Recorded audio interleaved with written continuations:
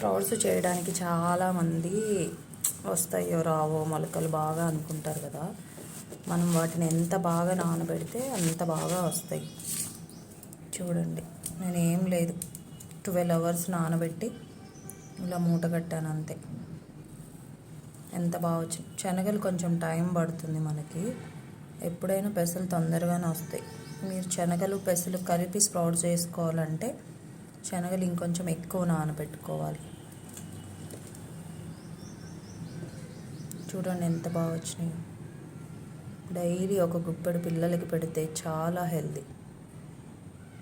Sprouts తినట్లేదు అనుకున్న వాళ్ళు ఇలా దానిమ్మ గింజలు ఉంటాయి కదా, ఒక కాయ దానిమ్మ గింజలు వలుసుకొని దీంట్లో స్ప్రౌట్స్ కలిపి పెట్టండి, ఎలాంటి పిల్లలైనా తినేస్తారు. అండి ఇలా ఒక బౌల్లో వేసుకుని ఒక కాయ దానిమ్మ గింజలు స్ప్రౌట్స్ ఈజీగా తినేస్తారు పిల్లలు.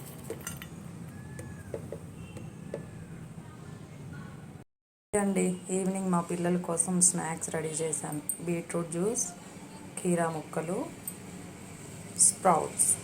ఇలాంటి ఫుడ్ పెడితే ఏ పిల్లలైనా బయట వాటిని అడగరు తినడానికి. ఇలా హెల్దీ ఫుడ్ ఇంట్లోనే రెడీ చేసుకోవచ్చు ఇంట్లో ఉన్న వాటితో.